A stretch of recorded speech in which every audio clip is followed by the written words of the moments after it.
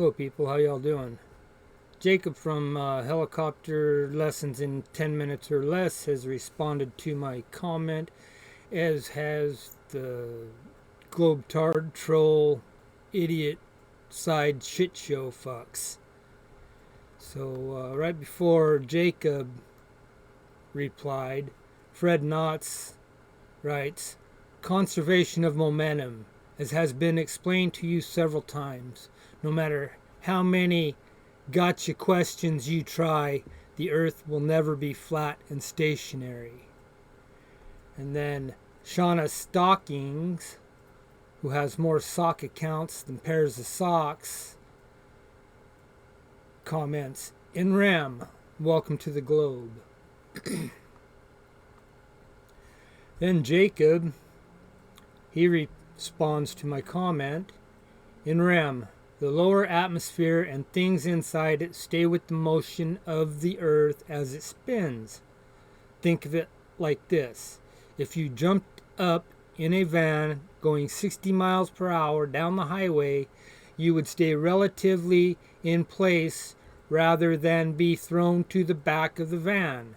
For that matter, if you jumped from the earth's surface, in parentheses, like taking off in a helicopter, you would not have the earth shoot out from under you." So Fred makes a comeback that he will come back with, "But what about the wind? He's a flat earther. And your answer don't perfectly fit the answer." So he can make a video showing flat earthers think this is a gotcha point. Don't get sucked into their bullshit. Just ignore the troll. That's that Fred Knotts. Then Sean Hawkins jumps in. "Despite what the lying flat earther says, he does not think the earth is spinning, and his question is not in good faith. He is a lying, drug-addled, racist, anti-Semitic yardbird." And Robert Lafleur, he ain't even worth mentioning his comment. So I replied back to Jacob, "Helicopters lessons in 10 minutes or less. Thank you for your response. Unlike these disrespectful globies, I did not come in here in an attempt to turn your comment section into a side shit show as they did. They call me a troll, but they are following me, so who is trolling whom? Regardless of what the hostile, one of many sock accounts, Hawkins claims, I may bend the truth a little, but to outright lie, no. I have smoked a little pot. The only race I know of is the human race, so of course I have nothing against Jews. And a yardbird? Not even he has a clue what he means. As you can observe, he is the one who is bumping his gums. My comment is sincere and in good faith that you would give your honest reply. Yes, I comprehend Earth is level and motionless. Polaris has maintained its position in the sky since recorded history, and sailors have used the stars to navigate for thousands of years. The stars in the sky alone prove we are not rotating and orbiting in 4 different directions at a combined speed of nearly 3 million miles per hour.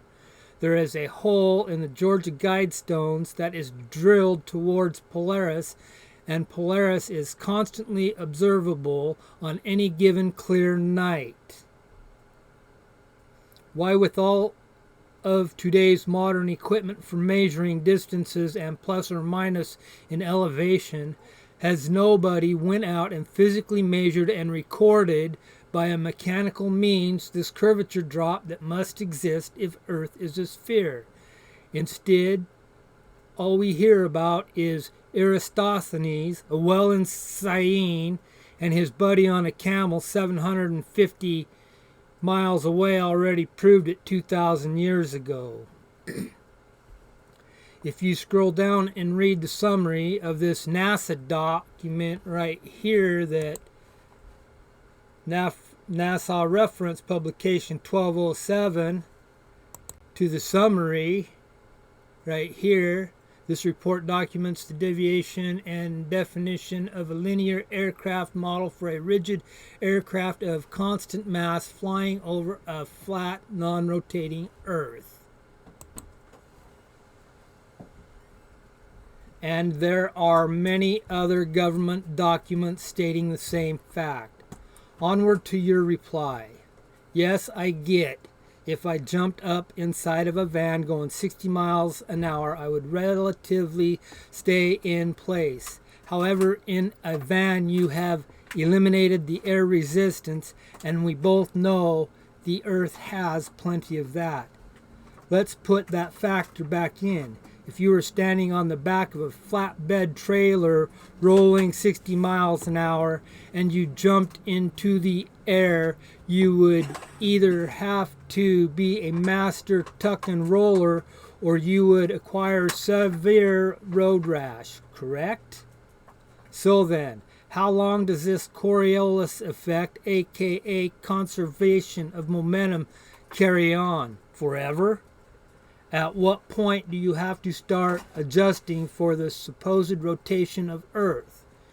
You and I both know the rotors create lift by the upward tilted leading edge of the rotor forcing the majority of the air it cuts downward, creating a greater pressure below and a lesser pressure above, hence the helicopter lifts. In this process, most of the crosswind is washed down, or the helicopter would tumble. As the helicopter is elevated, it has already defied the theory of gravity. A reply will most graciously be appreciated. On the other hand, no reply will indicate I have stumped you. Be well, my friend. Thank you, Brian. Anyway, we'll see if he responds to that or how it goes from here. We may have a pretty good comment and reply section going on with this guy. He seems pretty genuine. Anyway, y'all have a good evening. Be well.